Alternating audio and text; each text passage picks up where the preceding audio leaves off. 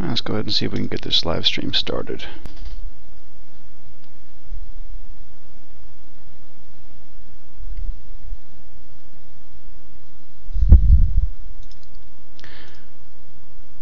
Alright, I think we're live.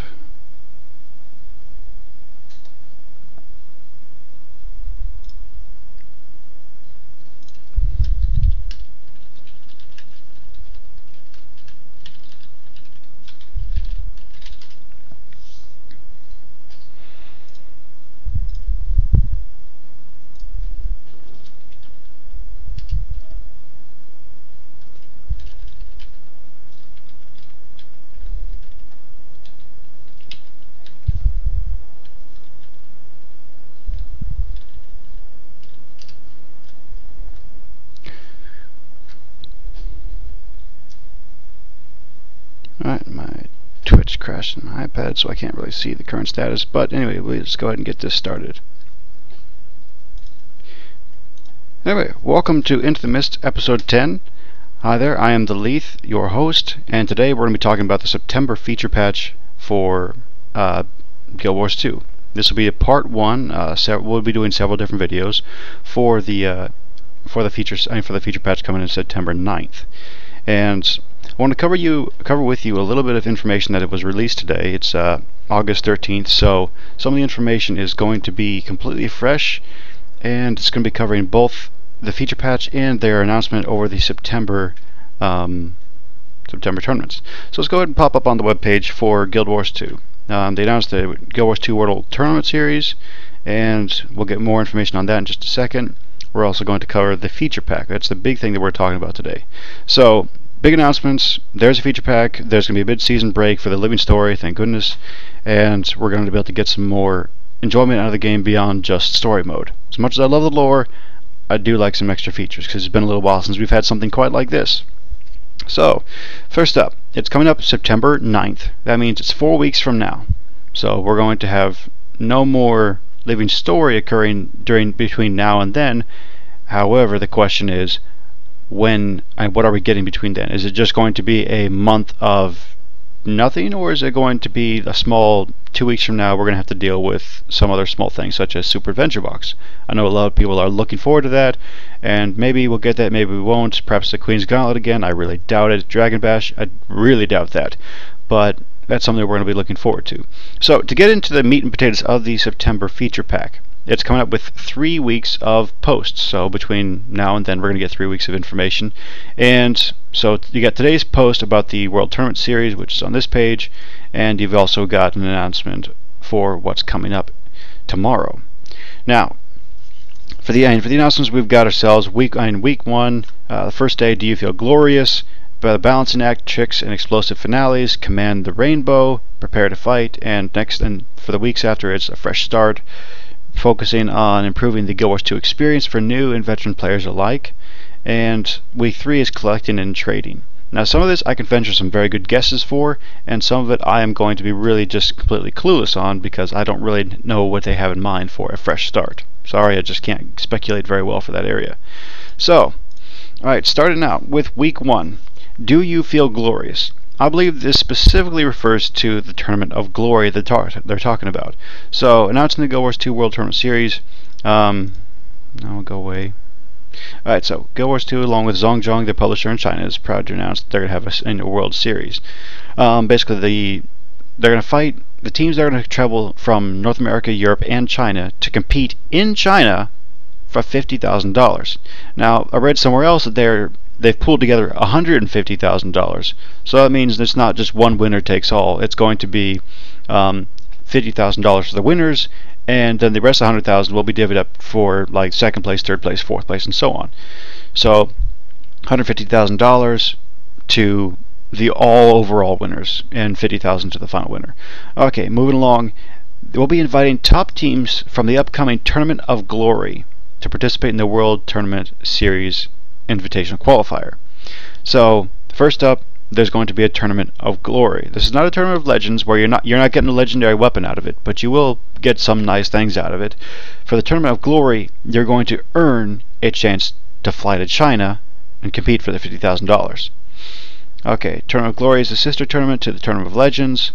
Their Tournament of Legends give away legendary weapons and high-end crafting materials. Tournament of Glory will give players an opportunity to earn exclusive armor only available to the most skilled PvP players. If this is the top tier PvP armor, thanks, but I'll pass. Not my taste. I'm sure it is for some people, but not my taste. So I'm not worried about winning the top tier armor. Great. Moving along to something else.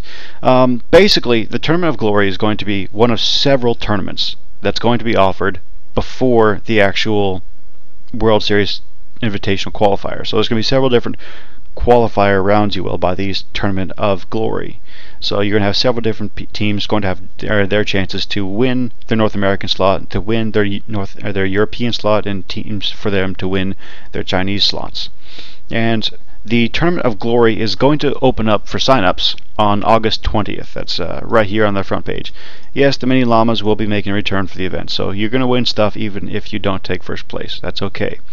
I got to participate in the Tournament of Legends 2. And for those who are hesitant to get involved in any of these tournaments because you don't think you've got it, you don't think your team's able to get it, I've got some news for you. You might as well sign up. Because I was looking at the way the wins came out of the Tournament of Legends. Tournament of Legends for the Heat, the grouping I was in, I got to see several teams advance to the second round because their opponent didn't even show up. So it doesn't matter if you're good or not. You can still have a chance of winning something, even a mini llama, if you just show up, because your opponent may not. We were fortunate and our opponents did show up and we got through the first round by actually earning it, but several teams got through without actually facing anybody whatsoever. So that's something to really consider. Yeah, in the chat box, Little Shop of Horrors, tribute patch is coming. That's actually kind of nice. That's the Ascended back piece, that Vine back piece. There's Maudry, the Ascended back piece there, and you can actually feed it Bloodstone Dust. So that's kind of nice. With Bloodstone Dust, I mean it's a good sync out of it, but that's kind of off topic, and I'm going to get back to it. So for those that are on Twitch TV with me, I'm sorry. I'm trying to check up on the chat, but it's really hard to do that because I don't really have my iPad up and working. It keeps crashing on me, which is really unfortunate. So sorry about that. Let me try and find Guild Wars 2 real quick, and I can try and catch up, so I can actually read the chat and not keep skipping between different channels in order for you to watch. I'm sure you don't like to see my face like 3 or 4 times. Anyway, so going along with that, Tournament of Glory, several other tournaments coming down the road, and they're going to be releasing information. So back to the feature pack, which is where we were starting. Tournament of Glory, do you feel glorious? So my prediction, tomorrow, August 14th, they're going to announce more information just for the Tournament of Glory. We're not going to get any other information from the feature about the feature patch really beyond that. Then again, maybe I'm wrong. Perhaps when they say you feel glorious, they're actually talking about rewards. Now, one of the things they said here in the feature pack is they're intending to be able to make in-game features, bringing in brand new systems, improvement to existing features, balance updates, and more. One of the things they really want to do is actually make the game more rewarding, more enjoyable, more features or improved features. And they could be including some of that in Do You Feel Glorious? So we could easily see that. This first week's all about the support for and improvements for competitive play. Some of the notes I put down earlier for this is, do you feel glorious? I'm assuming it's all about either the tournament or it's all about rewards, this post. So we'll find out tomorrow anyway. But in theory, you could get the old PvP glory just because it's Do You Feel Glorious. I really don't think so. If any of you saved your glory boosters, I'm sorry, but I really don't believe you're going to get the chance to use them finally. So, darn shame. But anyway, I'm thinking you could also get some new titles, perhaps for World vs. World, perhaps for SPVP based on your rank, or you could even have a /rank feature that would be something along the lines of the old stuff from Guild Wars 1. So if you do rank right now, you'll get yourself whatever current rank you have. So like for me, I'm a wolf in PvP, and so you might get some improvement for that for World vs. World. I doubt it. That's just guessing game at that point. Let's see. New titles would actually be kind of nice, especially for PvP players. A lot of them are really neglected, especially the guys that play PvP exclusively. They don't really get very many titles out of anything unless they just happen to jump into some other game type for a while. Perhaps they also mean changes to achievements. For example, your World vs. World achievements. Let me pull it up real quick. So World vs. World achievements, some of these are really quite ridiculous. Yak Slapper. You have to slap 1 million yaks. 1 million yaks. You can get 2 per supply camp, and that usually takes you, I don't know, 3 to 5 minutes to get from supply camp to supply camp. This would only take you somewhere around like a year or two of non-stop gaming and yak slapping. It's just not feasible. That's really stupid. But anyway, I could hope that they would actually make a change to that system. Everybody say hi to the cat. Hi. Because he wants to get up in the way too. Let's see. Perhaps a new use for World vs. World badges. Perhaps the Glorious would actually be rewarding you for spending your time in World vs. World. Maybe, but I am pretty certain all of this is going to revolve around the Tournament of Glory, how they're going to structure it, how it's actually going to play into their World Series that they're coming up with. That's the primary expectation I have for tomorrow's blog. Okay, August 18th, Balancing Act. First thing to come to mind is going to be the skill balances that are going across every class. We've already seen the Warrior, the Thief, Ranger, and basically they're covering all of those balances in separate posts in their live stream. I don't think this Balancing Act blog post is going to be all about that. Otherwise, they're just repeating themselves twice. Maybe they are. Maybe they'll cover it a little bit. But I think they're going to be including more things beyond just that. One of the things that came out with like a Zap.com interview was a picture.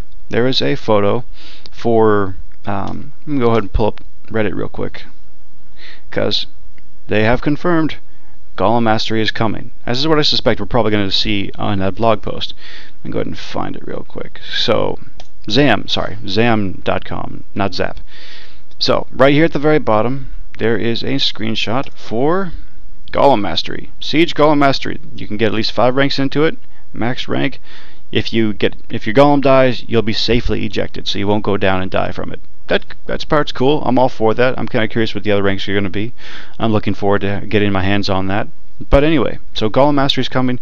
So it makes me wonder what else is coming along with it, because I'm pretty sure balance is not just throwing in Golem Mastery. I'm pretty sure there's more to it than that.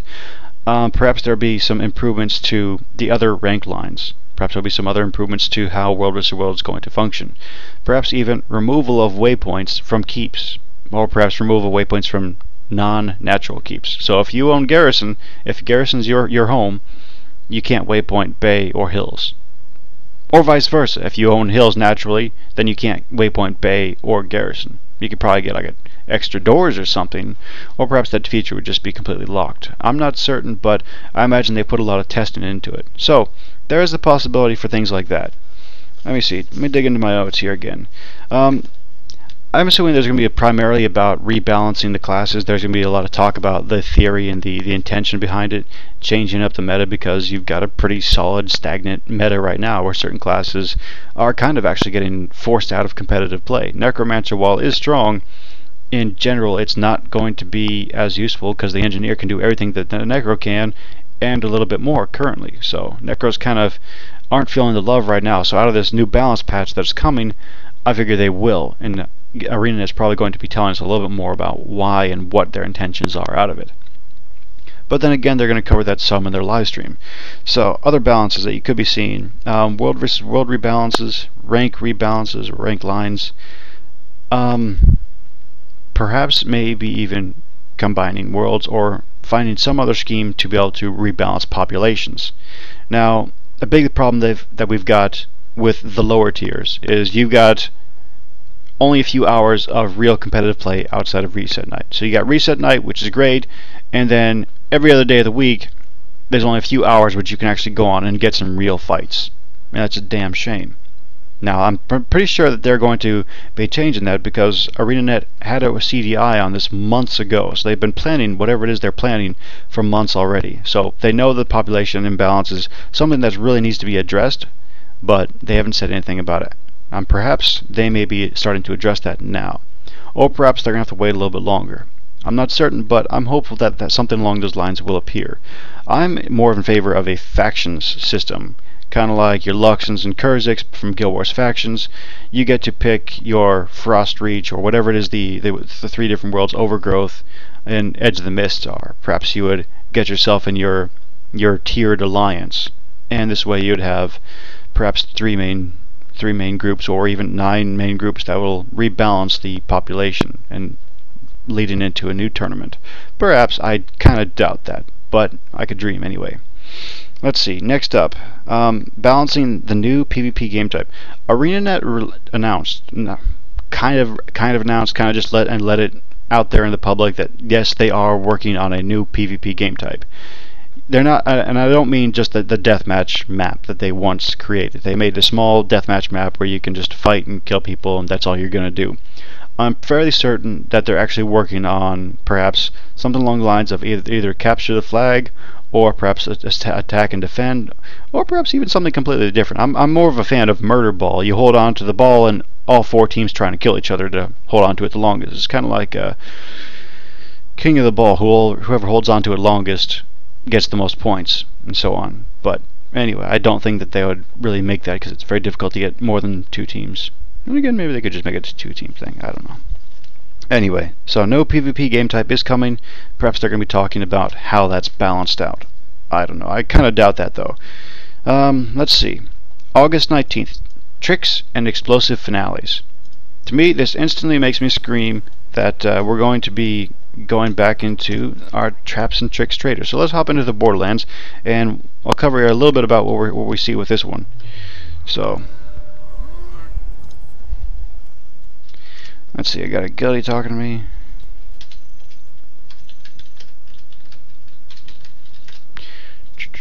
Sorry. Where's the traps and tricks trader? Oh, wrong side. There he is. Traps and tricks. Okay, so basically right now with Badges of Honor and Karma, you can either buy supply removal traps or stealth disruptor traps. Now, what I'm getting out of this particular blog post, tricks and explosive finales, more than likely we're going to get more traps and more tricks. So what could those possibly be? The first thing that comes to mind would be supply trap mastery. We're getting Golem mastery, now perhaps we'll be getting supply trap mastery within those rank lines. To me, you could imagine that, say, for supply trap mastery, you would get either you can put your traps down faster so it doesn't take like 3 seconds to cast it, or perhaps the traps cost less supply, so instead of spending 10, you spend 5. The ability to place 2 supply traps, that would be great. Don't lose stealth while you're placing the trap, or gain stealth while you're placing the trap. That'd be pretty sweet. Just because the fact that you could surprise them with it. I mean, that'd be a great way of getting your rank lines invested in something that would be outside of your normal direct Zerg gameplay, which is really something the game could use and benefit from. So other tricks and other tricks that you might be able to get, not just traps but tricks. I was imagining perhaps a remote supply depot, you could say. Basically, you kind of build it like a siege, where you just pick it up, you go grab your depot, and you aim it, throw it on the ground, and voila. So I'm not going to throw my ballista. But basically, you'd go over here and you'd go build it up with 50 supply, and when it's done, it's got 50 supply. So you just built just a 50 supply remote depot out there. That really wouldn't benefit Zergs too much, but I could definitely see that working very well for small teams. Say if this is a keep right over here, and I want to go take it, I could go hide my little depot around this corner and to put my supply into that. Then go back here and go get my supply, and then I can go build my ram, come back for more supply, and build another ram, and I'm inside my tower. That'd be great. I would think that'd be very, very beneficial and limited usefulness for Zergs, because they're going to carry pretty much the maximum amount of supply they can anyway. They just completely drain camps. But anyway, that's kind of a wish list for me. Perhaps new tricks that you might find. Perhaps a siege disabler, especially if you had these the stealth buffs from the supply mastery line. You would be able to have a thief come in, put down the EMP trap, or the the siege disabling trap around their trebuchet, and within this area everything gets disabled for like 20 seconds. or even working on the supply and on the rams as well, that would be a fantastic way of introducing a new defensive mechanic, or perhaps just limit it to working on golems. But you have to increase the duration for how long the trap stays, because you don't necessarily expect golems to stick around all the time or attack it throughout the day. I don't know. That's just some thoughts on my end. Perhaps a troll trap. Now, when I say troll trap, it means like just whenever you're trolling a keep lord or something.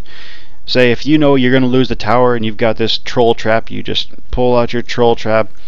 I'm standing right next to the lord. I go ahead and put my troll trap down, and I get killed, lord gets killed, but the troll trap, because the enemies have walked over it and triggered it, will prevent anybody from capturing or decapturing that node. It would work the same way in Bloodlust too. So it would still cost you supply, and it would buy you maybe 5-10 seconds of trolling, but I think for certain situations that'd be a fantastic thing to have, and I'm sure it would piss a lot of people off. And it would be a way of being able to replace bannering the Lord as the only way to go.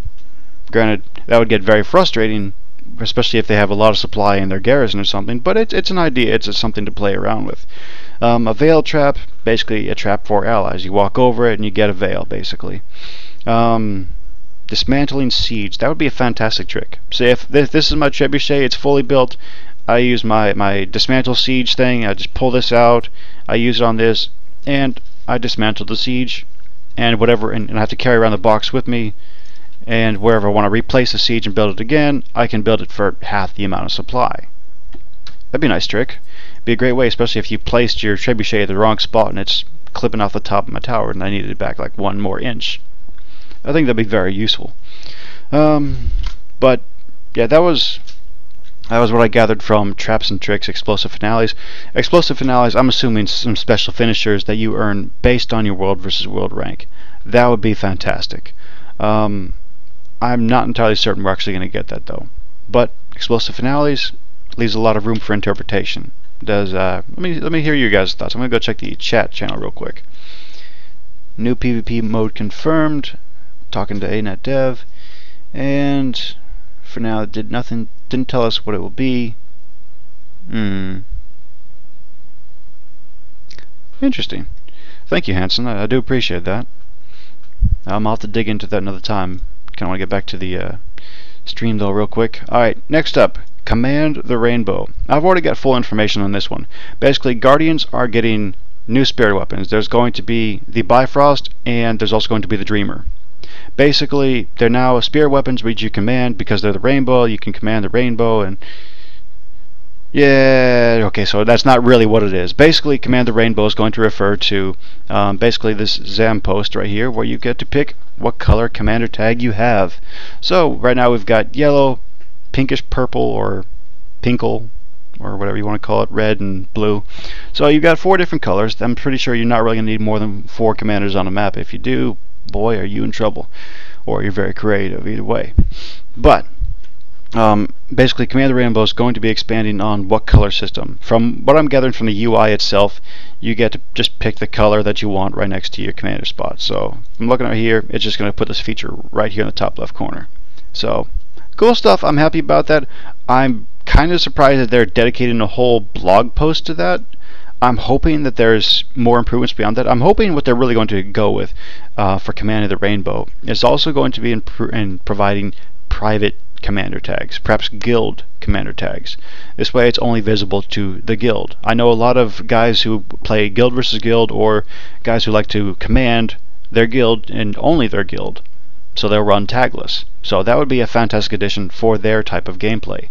Hopefully we'll see that. I kind of don't expect it just because it's Command the Rainbow, but then again, you never know. I mean, it'd be really nice to see. So you get your new tag colors. You've got perhaps guild commander tags, perhaps even like subordinate commander tags, but then again, that really is kind of pointless when you've got multiple colors. You can just pick whatever one you want your subordinates to be. Yeah. I think for certain, like if you ever got guild commander tags, you would have to unlock it through the guild menu. You'd have to go open your guild menu, go ahead and click on your upgrades under Art of War number 6 or something, and then you'd be able to order it and get yourself a guild commander tag, which would be available only to a specific rank structure. So you'd have to have a new tab here for commander status or something. I think that'd be quite useful. But then again, we won't know until the 20th. I'm looking forward to that full announcement. But anyway, there's my speculation, and we're going to press on from here. Alright, so 21. Prepare to fight. When I originally read this, I was imagining this is when they're going to talk more about their tournament series. But then again, when I really looked at Do You Feel Glorious Again and the Tournament of Glory, I'm thinking Prepare to Fight's going to be really where you're going to start seeing the introduction of the new World vs. World rank lines. I think that's when they're going to talk more fully about perhaps World vs. World Season 3 or the third tournament. But I'm expecting that's when you're probably going to get into the meat potatoes of the World vs. World. So you're going to start getting some World vs. World information, say, on the 19th, 20th, and 21st. You're going to get a lot of PvP information on the 14th and 18th, perhaps some World vs. World information as well. Because it's competitive week, you're not really getting any PvE content outside of the different color commander tags. So perhaps you will. The balancing X is going to affect everybody, not just PvP and World vs. World, but this is still largely competitive in nature. Now for week 2, I really don't know where to begin on this one. A fresh start. It's focused on improving Guild Wars 2 experience for new and veteran players alike. I am hoping to God this is going to be improving some of the core features that they've been lacking. Basically, the quality of life stuff that we really have been wanting. For example, let me pull up the trading post. Back in the beta of Guild Wars 2, right when we were first going through the beta, there was a feature right here, right underneath Show Only Available. It was also Show Only. It's like Show Only or Only Equipable, or basically it was a checkbox meant specifically to limit the items to what you could actually wear. So I'm pretty certain that cut out things outside of your level range and cut things outside of your armor class. So since I am on my warrior, on my heavy, I wouldn't be able to see medium or light armor. So filtering by armor type, I think that'd be great. Maybe. My girlfriend's been asking me about it pretty much every single time I talk to her about a new Guild Wars update. She's like, armor sorting by type? No. So perhaps we'll actually see that in the week 3 collecting and trading. I'm really hopeful that they'll be revamping the trading post, but we'll get into that in a minute. So the quality of life changes, like with guild stuff, they now actually have a last online feature, which goes back days and months and so on. That was something that was missing for a long time. I'm hopeful that it will make some more appearances that are of similar quality, and hopefully they'll just come up with some good quality of life quality of life stuff for Guild Wars, just like they did with that. I really don't know what direction they're going to go with it and what kind of stuff they're going to be presenting. I do know that they were announcing that your guilds are going to be basically, they're going to work the same way the mega server system is. Basically, right now, my guild on Blackgate is going to be separate from my guild on Tarnished Coast. So if I had some SG members on Tarnished Coast, they would get absolutely no benefits from our guild on Blackgate. They wouldn't get our magic find, they wouldn't get any crafting boosters, or anything like that. They wouldn't be able to have access to any of our upgrades because they're on Tarnished Coast. They're completely separate. I am fairly certain that with the feature patch, they're actually going to be united. So all my buffs, all the stuff from one world is going to be affecting on. Now that is great news for any guild that has transferred or will transfer from one world to another. I know every time the World vs. World seasons come around, guilds evaluate whether or not they want to stay in the world that they're on or if they want to move to another, but you do have to take into consideration that all of your upgrades, everything that you've done is basically null and void right now. But with the feature patch, I'm expecting that will change. They'll merge with the server and the mega server systems, and now all the influence you've earned on every single world is going to be combined into one. You'll be credited for everything that you've earned on all the other worlds. So every guild that actually has some members on different worlds or has moved from one world to another should be expecting a large boost to their influence, and perhaps upgrades if you just recently transferred, depending on how upgraded you were in the past. So you can look forward to that. Hopefully we'll be seeing that early September in this patch. So good news for a lot of people. I know some guilds have transferred off and transferred to, and it's going to just take some time for them to build up those kinds of upgrades, so this would be a welcome addition to them. So back into Prepare to Fight. Some of the thoughts I had for that was World vs. World Season 3, Maybe. I'd love to see that because I'm a very competitive player with World vs. World, but I don't really expect that because they generally try to space those out between the Living Story seasons, and you're not going to fit that whole thing into the mid-season break. It's just not going to happen. Perhaps more information on the Guild Wars 2 World vs. World Tournament Series. I know I already covered that a bit with the Do You Feel Glorious, but I think they might actually expand on that and go farther into depth with how the World Tournament Series is going to work. So perhaps they will, perhaps they won't. Let's see. Next up, I'm assuming the date and time for the first event because they've announced when the signups are, but that should be in the Do You Feel Glorious section. I'm also hoping that for Prepare to Fight, they're going to be introducing World vs. World mini tournaments. This is maybe 1 to 3 week tournaments where you will still get your reward tokens like you got from Season 2. However, this will be much smaller rewards and more focused on just basically helping the worlds get more competitive with each other. Sure, they lost that last mini tournament, but now they can try and recruit some more guilds, try and train more commanders, get their guilds ready for the next mini tournament until they can actually build up to the next major tournament. So have several mini tournaments until you get to a major one. That'd be nice. That'd be nice. I have heard nothing from ArenaNet that would say that they will, but still, it's a nice thing that they may consider, or if they're listening, or if you're listening, might be wanting to pay attention to that. So it's a fair idea because currently World vs. World, whenever you win, basically it's really not going to benefit you at all. Sure, I get a couple extra rank up chests, but that's really about it. So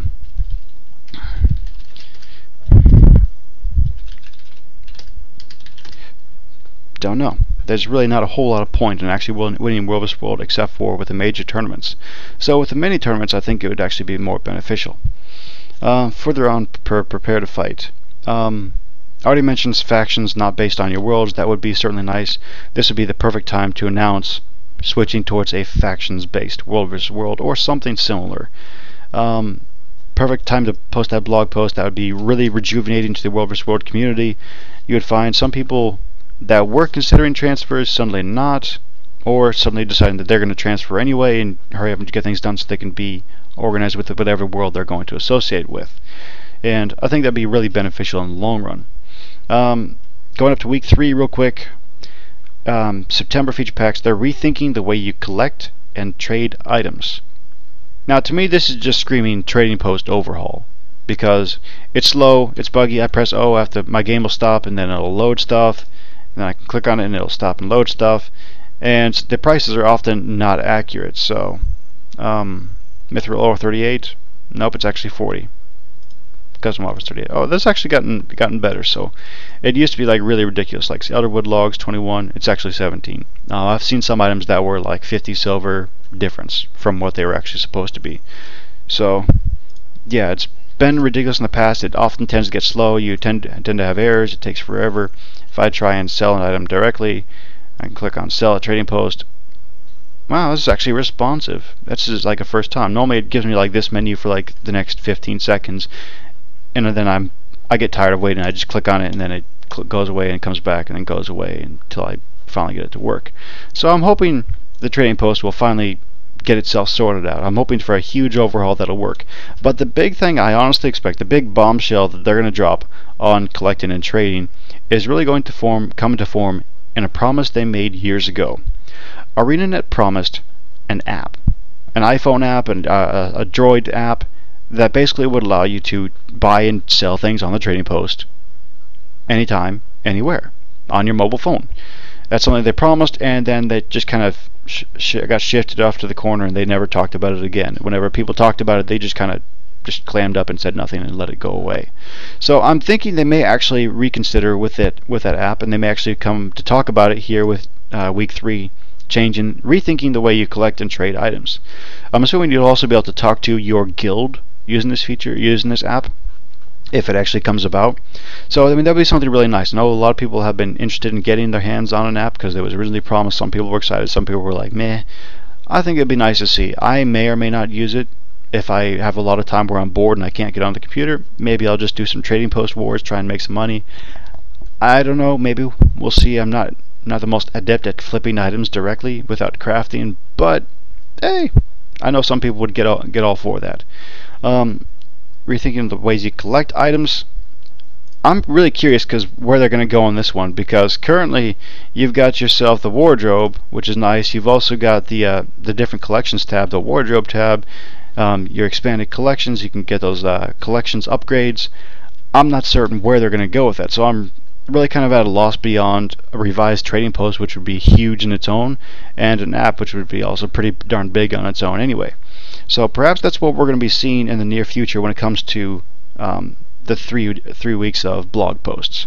This is an early speculation, and I'm going to try and keep track as I go with future episodes on this feature pack as we get closer and we get more information. I'm looking forward to seeing what is actually going to be accurate, which was speculation and totally wrong, which was right on, and which down the road ArenaNet takes the ideas from and runs with it. I doubt they will, but you never know. Sometimes they're pretty decent ideas. Sometimes I call it a thing that should appear in the game, and months later it finally does. Let's see. We already talked about the Guild Wars 2 World Tournament Series, $50,000 in cash. I know I'm going to be getting in on the tournament. I will not be winning it. It's a shame, but I want to be able to go there just to compete. Where I actually win and where I actually end up and what I win out of it really is not that important. It's just the fact that I got to compete. And I encourage you to do the same. Even if you don't expect your team to have a chance, you have a chance that somebody's not going to show up, so you can at least win something out of it. So take the chance. Go for it. What are you going to lose? Half an hour of your day? Okay, let's see. I had some kind of parting thoughts on this whole topic. Some ideas that I would love to see for World vs. World. A season challenge reward. So let's say Season 3 rolls around. I would love to see them announce ahead of time, like special challenge rewards. Say, for example, if we'll throw out a couple reward challenges right here. Number one, if your world can beat a world from a higher tier. Say, if a Tier 2 world can beat a Tier 1 world during one of the weeks, everybody from that world will get a bonus reward. That's an incentive within every single week to keep competing. It doesn't matter if you're going to win the whole thing or not, but to win one week and get some special rewards out of it, I think that'd be pretty fantastic. Another example that would be really good to come out of it would be, say, a win streak reward, and also a streak breaker reward. Say if Jade Corey gets on three wins in a row, whether first place 3 times in a row, and then say Tarnished Coast or Blackgate finally breaks their streak, that would be a reward to Blackgate and to Tarnished Coast for breaking Jade Corey's streak. And you could go with anything along those lines to give extra incentive for each world to play their heart out every single week. Because with the seasons as they were, Season 1 and Season 2, the whole thing was decided within the first 3 weeks, and it was just a grind from that point on. There wasn't really much of incentive to keep playing every single week from that point on, especially with the whole 2 vs. 1 situation. I'm not going to go into that just because there's still some simmering tensions about it, but it would give people reasons to keep fighting. Even if you're not going for the end goal, you'll still have a goal for each week, and that makes it worth playing, that makes it worth fighting, and really is worth the time of the players and the developers to actually invest time in. A couple additional things before I wrap it up here. I already covered this, the week 3 stuff. Oops. Anyway, I'll go switch on over to the guys that are following real quick. Dax and Hanson, do you guys have anything else you want to add in before we wrap up the episode? Since I know you guys are watching, I do appreciate you taking the time to hop on the live stream and have a little chat with me. But yeah, unless you guys got anything to add, I'll wrap this up real quick here. So anyway, ending up with World vs. World, I know we were talking previously about ArenaNet's silence in the forums and how they were really trying to keep quiet on everything, and there are some necro posts coming up and they weren't really happy about that. But anyway, perhaps we will be seeing a little bit more of this Battle Historian and looking for some tournament rewards, because there's some Mistforged stuff that really I'd like to get my hands on, and hopefully we'll be getting our hands on that stuff soon. But anyway, final thoughts. I'm looking forward to this. I really am. The feature patch is really going to be nice. I'm glad that they're really getting involved with this World Tournament Series. This is something that they've been aspiring to for a long time.